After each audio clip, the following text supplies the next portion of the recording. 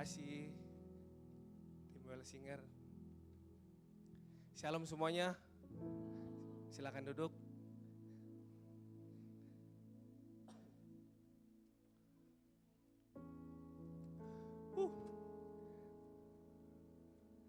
Bulan ini kita masih bahas komunitas ya teman-teman. Sebulan ini gereja kita diminta buat membahas komunitas teman-teman. Izin minum dulu teman.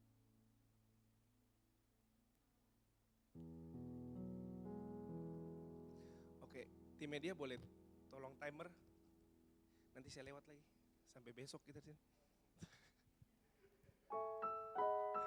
Oke.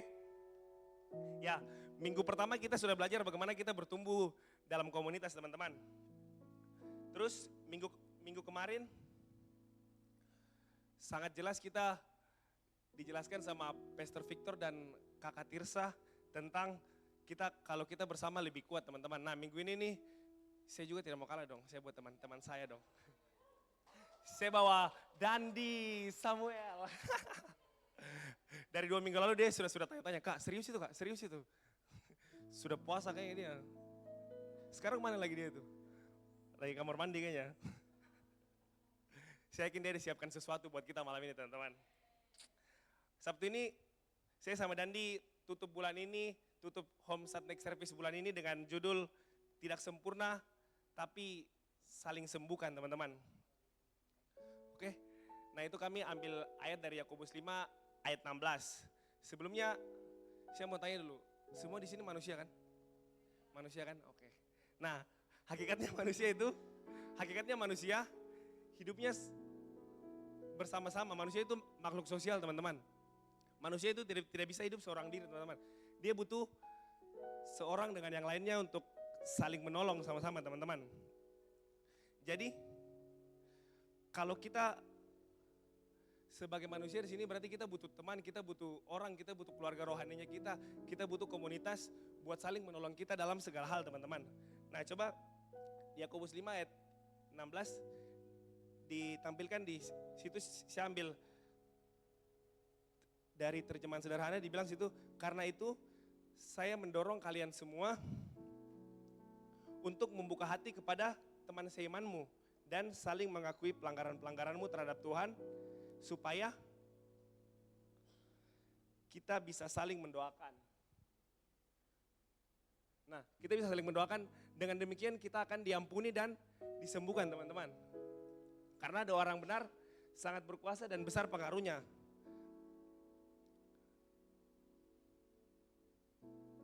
Nah, saya bilang di sini teman-teman, kita harus belajar membuka hati ke teman-teman seimannya kita. Kayak Yakobus bilang, kita harus belajar membuka hati ke komunitas terdekatnya kita teman-teman, agar kita bisa saling mendoakan dan kita bisa saling membantu buat komunitas kita pulih, buat teman-teman kita disembuhkan begitu teman-teman.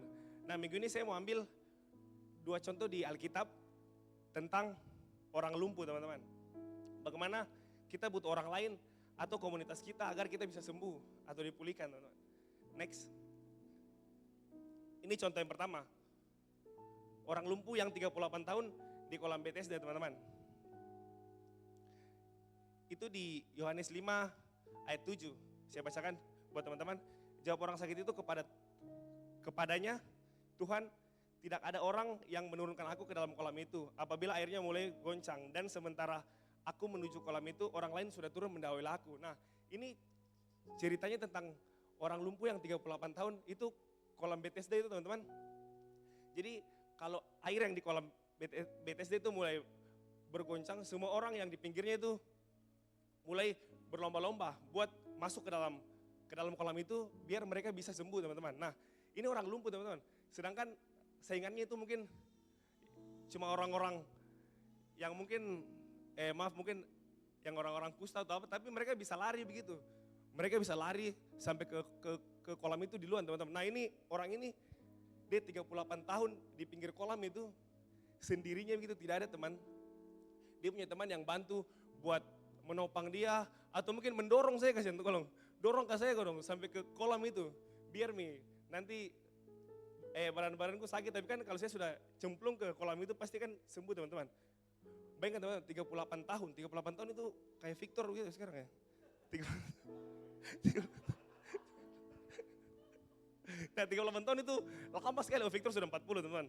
Nah itu 38 tahun itu lama sekali teman-teman, bayangkan kok. Dia lumpuh sudah 38 tahun, astaga.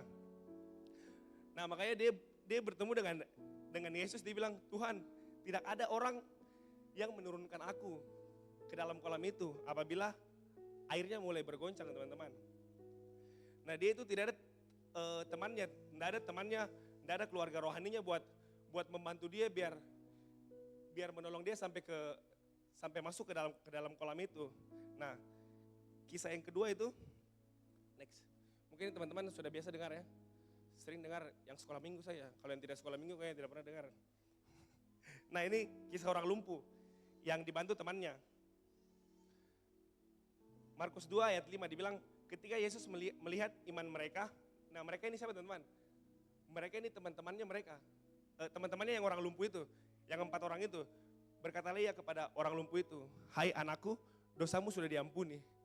Nah teman-teman lihat, bedanya kisah pertama sama kisah yang kedua teman-teman. Orang yang 38 tahun lumpuh di kolam Bethesda sama yang orang lumpuh yang ada temannya 4 orang teman-teman. Dia bisa membantu biar temannya bisa sembuh begitu teman-teman. Bayangkan kalau kita tidak hidup dalam komunitas teman-teman. Bayangkan kalau kita di Makassar ini sendiri tidak ada keluarga rohaninya kita. Nah dari dua kisah ini kita bisa tahu bagaimana pentingnya kita berkomunitas atau memiliki keluarga rohani teman-teman. Mungkin saya bilang tadi banyak dari kita yang datang ke Makassar mungkin kuliah, yang meninggalkan yang orang tuanya kita, meninggalkan keluarga utamanya kita kan, kita datang ke sini merantau. Saya mau juga teman-teman di sini datang, bukan cuma datang saya terus pulang kembali ke kampung halamannya teman-teman, tidak bawa apa-apa teman-teman. Saya mau teman-teman membawa sesuatu begitu, sesuatu yang saya mau teman-teman membawa buah yang baik dari Makassar ini saat nanti teman-teman pulang ke kampung halamannya teman-teman bisa dilihat sama orang sana bilang, oh betul Ji ini berarti dia berkomunitas di Makassar gini. Karena banyak, jujur waktu saya di Jogja kuliah banyak teman-temannya saya yang datang ke Jogja, balik, bukan bawa ijazah teman-teman, tapi bawa keturunan makanya saya tidak mau begitu teman, karena banyak teman-temanku yang kayak begitu. Datang merantau kuliah tidak selesai tapi yang lain begitu. Makanya saya mau kalian di home ini, saya mau kalian kita sama-sama bertumbuh, kita sama-sama berbuah di dalam sini dan saya mau kita sama-sama nanti pulang ke tempat ke asal kita membawa sesuatu teman-teman. Makanya saya mau bilang next, saya bilang keluarga rohani itu teman-teman adalah orang yang tegur kita paling keras teman-teman. Dan dia yang berdiri paling depan jika kita ada dalam masalah teman-teman. Itu namanya keluarga rohani, itu namanya komunitas teman-teman. Karena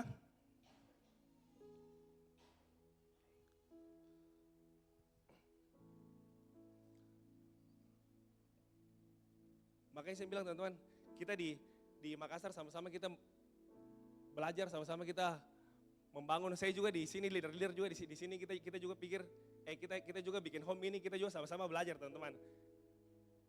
Saya bilang kita juga di sini kita harus mati ya, harus mati dalam tanda kutip itu kita harus mematikan ego kita harus mematikan diri kita sendiri begitu, kita harus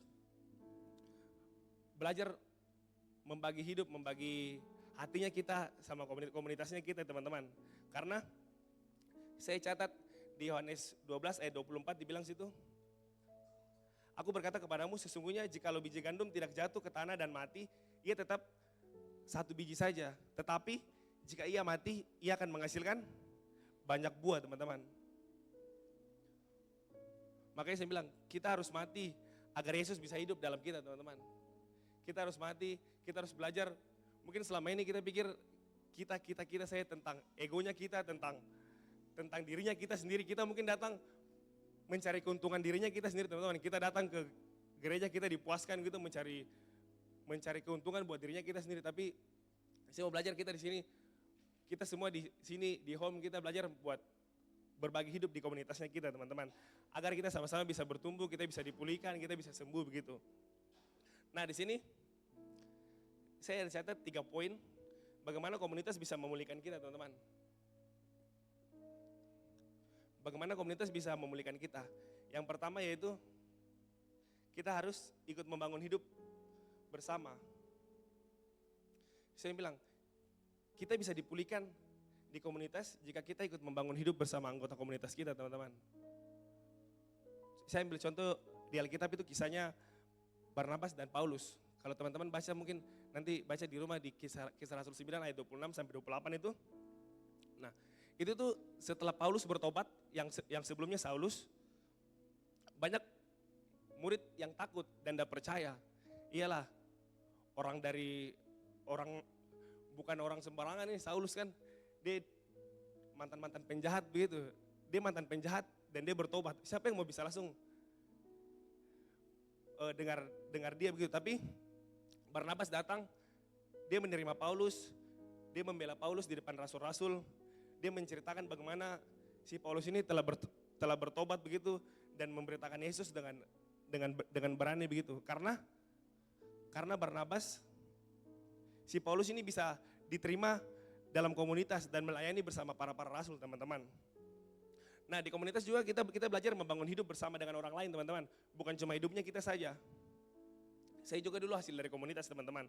Saya bisa ada sampai sekarang ini karena orang yang mau berdoa di belakang saya, orang yang mau berdiri di belakang saya buat menolong hidup saya teman-teman.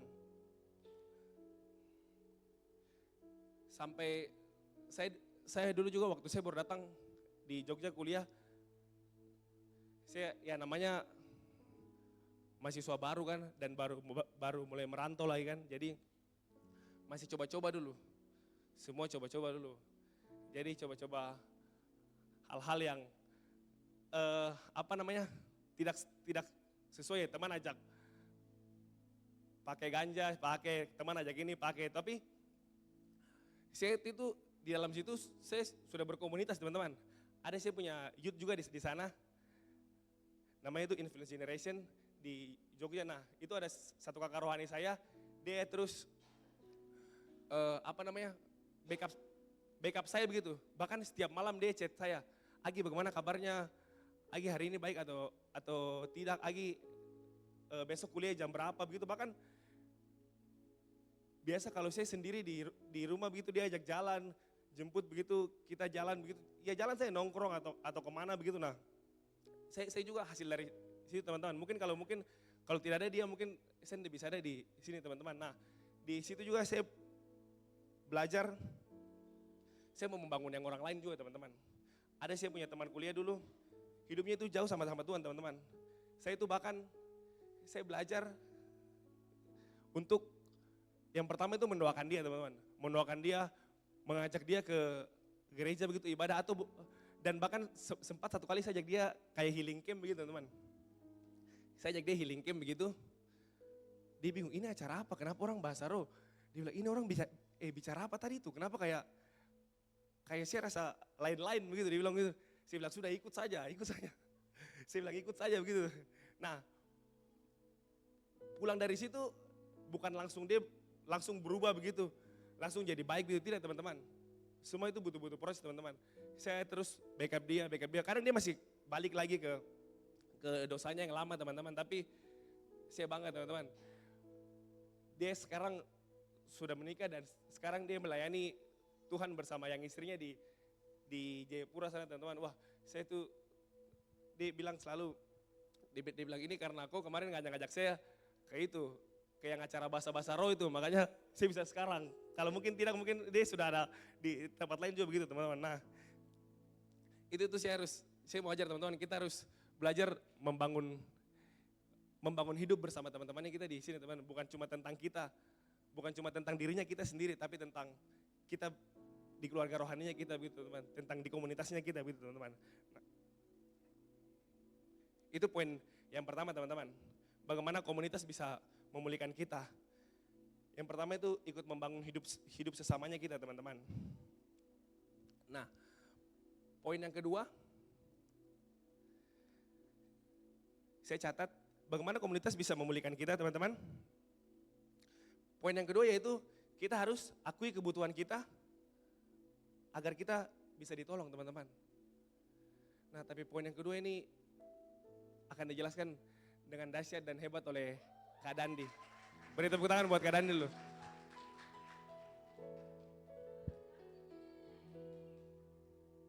Naik, jangan malu-malu.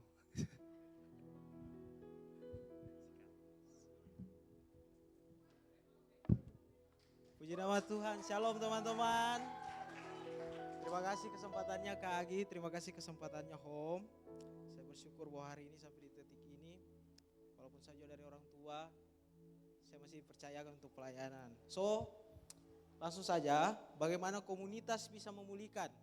Pada poin yang pertama, Kak Agi sudah bahas tentang bagaimana cara supaya bisa dipulihkan adalah membuka diri. Ketika kita berani membuka diri kita akan dipulihkan melalui komunitas. Namun, bukan hanya membuka diri saja yang perlu. Ada satu poin lagi, yaitu adalah kita harus akui kebutuhan kita untuk ditolong. Amin. Amin. Setiap kita di dalam komunitas, kita punya hak yang sama untuk ditolong dan menolong. Makanya kita di komunitas kita didorong supaya apa? Supaya kita juga bisa memulihkan orang lain, diajak sama-sama. Pada saat selesai firman kita diajak untuk apa? Selalu doa, selalu sharing untuk apa? Supaya kalian bisa terbuka. Sekalian kalian juga bisa untuk apa? Mengakui kebutuhan kita untuk ditolong.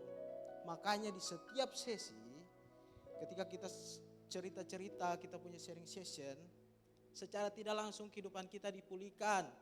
Semua beban yang kita pegang, lelah letih lesu yang selama ini kita tanggung, ketika kita datang sama Tuhan itu akan dipulihkan. Amin. Namun tidak menutup kemungkinan bahwa di dalam komunitas masih ada saja.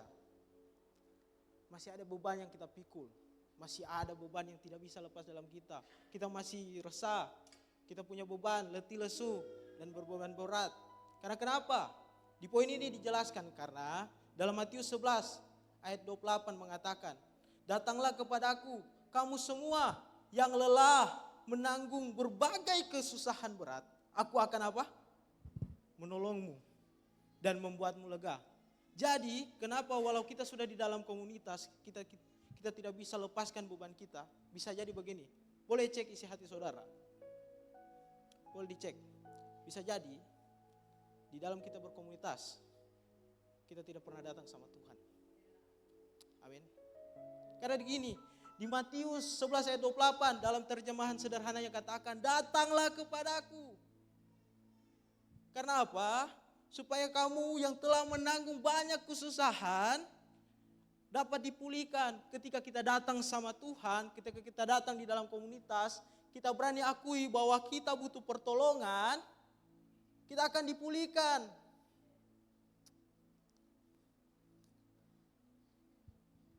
Dalam Yakobus 5 ayat 16 katakan,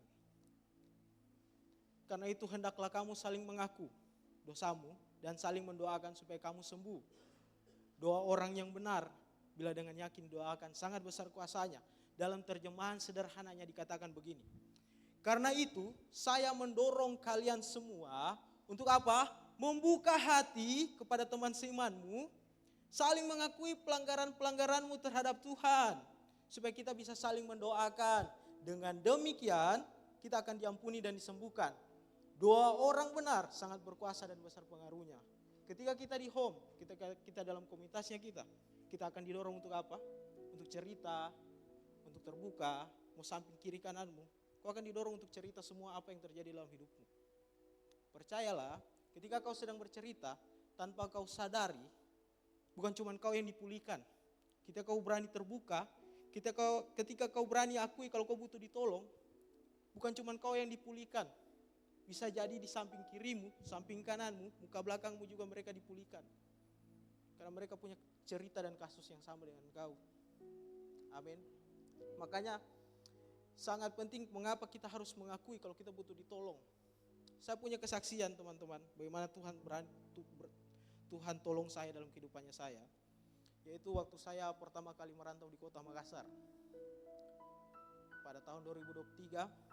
Sebelumnya saya menjelaskan latar belakang keluargaku. Saya lahir dan besar di keluarga yang kiri kanan muka belakangnya pendeta. Artinya oma saya pendeta. Jadi memang dari kecil sudah diajarkan untuk bagaimana melayani.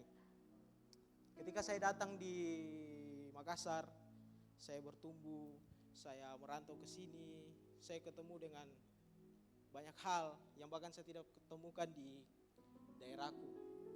Saya mulai terikut arus, saya mulai lepaskan titel kalau saya ini cucunya pendeta kowe, jangan kok begitu. Tapi saya lepaskan, karena kenapa? Saya terlalu menikmati kehidupan kota. Karena saya selama di daerahku saya tidak pernah dapat. Saya selalu menikmati, pokoknya pelayanan, bahkan yang dulunya pelayanan jadi tidak pernah. Karena saya terlalu menikmati itu, sampai suatu ketika saya sudah sampai di titik yang saya, aduh Tuhan, masa begini terus? Saya mau cari tempat saya bertumbuh. Pada saat itu ada satu komunitas namanya Home. Amin. Yaitu ini tempatnya kita bertumbuh. Ada komunitas yang bawa saya kembali ke jalan yang benar, komunitas Home. Waktu itu pada saat KKR Anak Rantau 2023. Yang masih gedung sebelumnya, saya datang di situ untuk pertama kalinya saya injak gereja lagi. Tahukah saudara, pada saat KKR itu, baru kali itu lagi saya diubahkan hatiku untuk Tuhan. Saya diubah. Saya rasa bahwa saya punya kerinduan kembali untuk pelayanan. Padahal saya sudah jauh dari Tuhan. Saya sudah mulai nikmati pergaulannya di Makassar seperti apa. Sampai dijuluki sama teman-temanku intelijennya gereja. Sudah tidak pernah muncul di gereja. Tapi ketika saya dipertemukan dengan komunitas yang baik, dan saya akui kalau saya butuh ditolong, mereka tolong saya. Dan hasilnya ini, saya kembali dipulihkan. Saya mulai pelayanan kembali, saya mulai membangun jiwa rohaniku. Kenapa? Saya dipertemukan dengan komunitas yang baik dan saya mengakui kalau saya butuh ditolong. Aminkah saudara? Percayalah, ini yang paling penting dalam semuanya. Ini ayat yang akan menegaskan kenapa kalau kita perlu mengakui kalau kita butuh ditolong. Yaitu pada Matius 26 ayat 38. Pada Tuhan Yesus di Taman Getsemani. Waktu itu dalam perjalanannya Tuhan Yesus dalam penebusan dosanya kita sebagai umat manusia,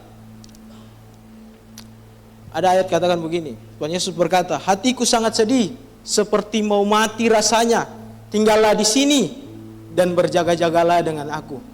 Bayangkan, Tuhan saja tidak bisa sendiri. Mau kita lagi sebagai anak-anaknya yang cuma orang biasa. Tuhan dikatakan di sini, Yesus anak Allah sendiri mau membuka diri dan meminta dukungan dan doa dari komunitas terdekatnya. Bayangkan, jika Yesus saja tidak bisa berjalan sendirian dalam penderitaannya, apalagi kita. Amin. Sebagai closing statement, boleh? Coach, next. Saya dapat satu poin di sini, yaitu begini. Ketuhanan Yesus tidak menutup kemungkinan kalau dia butuh dukungan dan doa dari komunitasnya. Amin. Tuhan saja masih butuh komunitasnya, apalagi kita sebagai anak-anaknya. Jadi ketika kau dipercayakan bertumbuh dalam sebuah komunitas yang baik, pertama kita harus apa? Dalam poin pertama kita harus berani membuka diri. Yang kedua, kita harus akui kebutuhan kita untuk ditolong. Ketika kita sudah berani membuka diri, kita sudah berani akui kebutuhan kita untuk ditolong, komunitas akan tolong kau. Tuhan akan tolong kau melalui komunitasmu. Saya percaya masih banyak dari kita semua yang belum terbuka, tapi mungkin melalui firman Tuhan ini hati kita semua bisa diubahkan. Percayalah, keterbukaan dan pengakuan akan menjadi titik awal sebuah pemulihan setiap kita. Saya Dandi Samuel Megawe, saya anak dari komunitas. Terima kasih Kak Agi.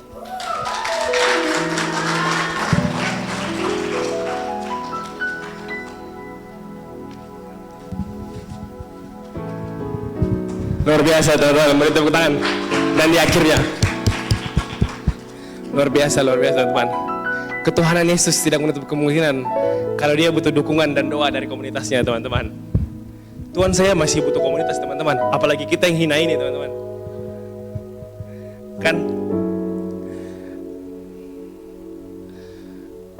luar biasa dan Dina. Yang pertama tadi, teman-teman, kita harus ikut membangun hidup sesama. Dan yang kedua, dan ini sudah jelaskan dengan sangat luar biasa, kita harus akui kebutuhannya kita kalau kita butuh untuk ditolong juga, teman-teman. Dan yang ketiga, saya tutup dengan kita harus belajar membuka hati, teman-teman. Saya juga kadang berusaha selama ini biar saya itu kelihatan kuat, teman-teman. Biar saya kelihatan di depan orang lain, saya bisa, saya kuat, teman-teman. Biar saya kelihatan kuat di orang lain, di depan komunitasnya saya begitu, biar saya kelihatan kalau saya ini kuat, saya ini bisa melakukan segala sesuatu itu sendiri, teman-teman. Tapi sekarang itu saya sadar, justru kalau saya kelihatan begitu, nanti generasi ke bawahnya saya nanti akan sama begitu. Dan bahkan mereka jadinya tidak terbuka begitu, tidak membuka hatinya mereka kepada kita untuk menceritakan semua apa yang mereka butuh gitu dalam hidupnya mereka. Karena di Alkitab saya bilang, dalam kelemahan kuasanya sempurna, teman-teman. Jadi sama seperti yang orang lumpuh tadi, yang dibantu temannya, teman-teman.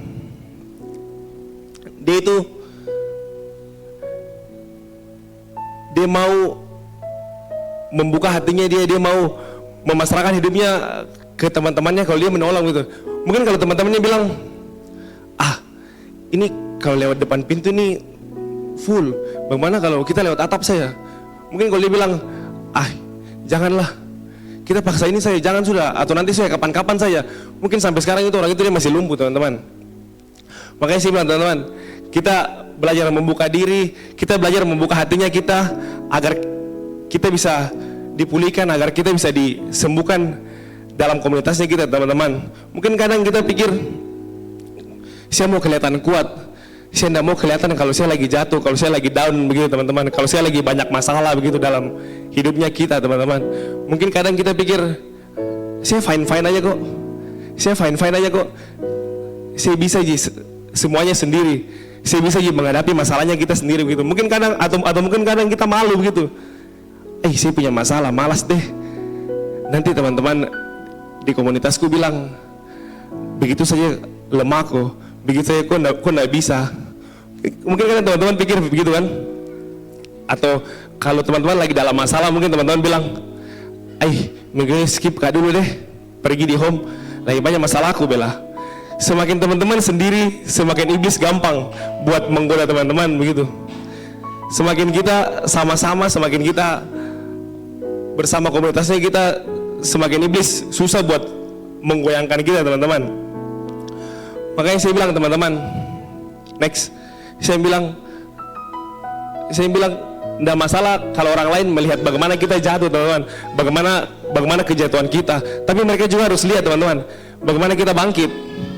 Dan dari situ kasih Tuhan akan nyata dalam hidup kita, teman-teman. Jadi teman-teman, mungkin itu 3 yang saya dan Dani dapat bagi minggu ini. Bagaimana komunitas bisa memulihkan kita, teman-teman. Kita harus ikut membangun hidup sesama. Next, dan yang kedua, kita harus akui kebutuhannya kita untuk ditolong. Dan yang ketiga, kita harus belajar membuka hati, teman-teman. Kita harus belajar membuka hati bersama komunitasnya kita. Mungkin kadang kita yang merasa kita fine-fine saja kok. Kita mungkin merasa sekarang fine-fine aja kok. Saya tanpa komunitas, saya bisa hidupku sendiri di sini. Di Makassar ini seorang diri. Cuma teman-teman, saya bilang, kita sebagai manusia, kita pasti butuh orang buat menolong hidupnya kita, teman-teman. Kita tidak bisa hidup sendiri. Makanya home dibuat untuk mendukung teman-teman, untuk mensupport teman-teman. Bukan cuma buat mendukung, tapi juga buat teman-teman mengajak teman-temannya kalian untuk gabung di komunitas ini. Mungkin teman-teman di luar kampus sana, di luar gereja, mungkin di kampus sana, di teman-teman punya kos atau di teman-teman punya rumah, mungkin teman-teman ada yang teman-teman bilang mau ngajak begitu ke home begitu. Kita di sini sangat membuka hati teman-teman. Saya itu kadang kayak gimana ya, saya kadang diingatkan begitu. Saya punya teman, saya kalau ada saya punya teman yang diingatkan satu namanya begitu kan, kayak yang tadi yang saya cerita begitu, sama-sama kak satu kelas kak di kuliah, saya satu kelas di semua mata kuliah begitu, terus hampir sama-sama hampir setiap hari sama-sama, saya main bola sama-sama. Cuma kalau dia punya hidup begitu terus, dia punya hidup begitu terus, bagaimana di nanti kalau misalnya Tuhan datang gitu, saya masuk surga nanti dia di bawah begini, dia bilang dia nggak masuk surga kayak bukan. Padahal saya punya teman sama-sama begitu, saya punya teman-teman sama-sama 24 jam sama-sama begitu, sama-sama saya terus di kos, sama-sama saya makan tidur, sedangkan saya masuk surga dan dia tidak teman-teman. Makanya saya di situ kayak saya diketuk gitu, saya bilang bagaimana kalau misalnya begitu teman-teman. Jadi saya mau ajak teman-teman, kita di sini home terbuka mau mengajak siapa saya begitu teman-teman. Mungkin teman-teman ada yang digerakkan hatinya buat mengajak keluarganya teman-teman, atau mungkin mengajak siapapun yang teman-teman mau mengajak begitu. Kita home terbuka teman-teman. Kita di sini saling belajar, kita di sini saling membantu satu sama lain agar kita bisa dipulihkan bersama-sama teman-teman.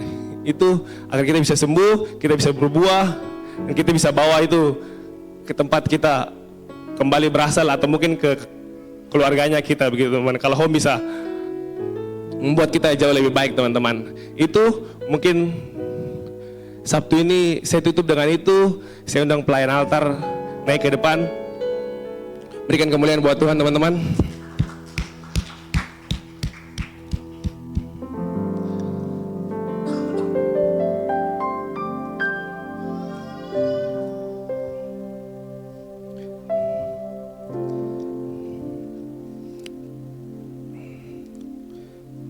Saya teman-teman buat bangkit berdiri. Saya bilang kalau teman-teman sekarang berada di home, berarti ada rencana Tuhan dalam hidup teman-teman. Mungkin teman-teman yang butuh pemulihan, mungkin teman-teman yang datang ke sini mungkin tidak ada pengharapan teman-teman. Kalau Tuhan masih kasih kalian kesempatan sampai detik ini, berarti Tuhan masih belum selesai dengan hidupnya kalian teman-teman.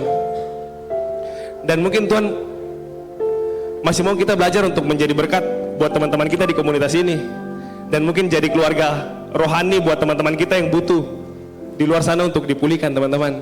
Itu sih, kalau teman-teman datang minggu ini berarti ada sesuatu yang Tuhan mau bicara dalam hidupnya teman-teman gitu.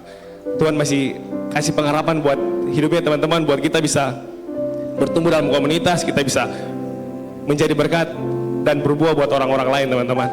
Saya dalam minggu ini kayak lagi tersentuh sama lagu ini yang sampai detik ini. Will bisa bantu saya? Lihat penyertaanmu sempurna sampai selamanya. Kaulah Tuhan, satu-satunya pengharapan. Sampai detik ini, ku melihat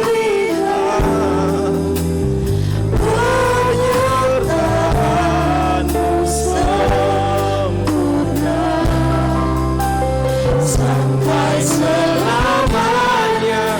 Kaulah Tuhan, satu-satunya pengharapan. Saya undang mungkin Gaby bisa maju ke depan. Saya mau bersaksi. Satu. Mungkin bisa maju ke depan. Nah, saya mau cerita teman-teman. Saya mau berbagi apa yang saya rasakan teman-teman. Saya mau berbagi teman-teman apa yang saya rasakan teman-teman. Mungkin 3 minggu lalu saya dan yang istri saya mendengar kabar teman-teman. Mungkin saya juga bingung, ini kabar baik atau kabar buruk ya teman-teman. Saya tidak tahu juga.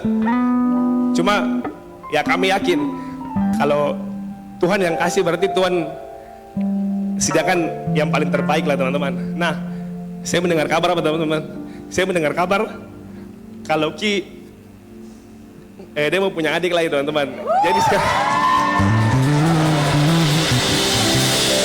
jadi teman-teman, saya dengar kabar itu mungkin yang orang lain mungkin banyak yang menanti-nanti. Nah, tapi saya juga bingung teman-teman. Saya sebenarnya tidak ada rencana teman-teman, tapi saya juga bingung teman-teman, kenapa bisa begitu? Saya itu cuma pikir satu teman-teman. Saya kasihan sama anak ini teman-teman.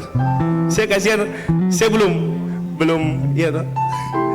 Saya belum kasih semuanya sama-sama dia begitu, tapi saya harus berbagi lagi nanti teman-teman. Tapi saya yakin teman-teman, kalau Tuhan kasih berarti Tuhan kasih yang terbaik teman-teman. Itulah makanya waktu saya dengar kabar itu, saya dan istri kayak menangis. Bukan kayak menangis sih, memang kami menangis sih malam-malam, kami menangis, saya bilang apa yang Tuhan mau sih sebenarnya daripada kita begini. Tapi saya belajar buat membuka hati, saya belajar buat share itu ke komunitasnya saya, ke keluarga rohani saya begitu. Dan ya dari share-share itu kami dapat bisa kuat gara-gara itu sih teman-teman. Jadi ya itulah, kami yakin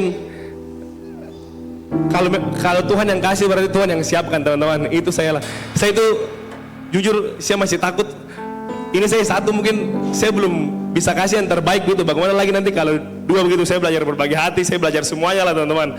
Cuma saya yakin kalau sampai detik ini Tuhan masih kasih kita hidup, berarti Tuhan masih belum selesai dengan hidupnya kita teman-teman. Begitu juga teman-teman, kalau sampai detik ini kalian masih ada, berarti Tuhan masih belum selesai dengan hidupnya kalian teman-teman.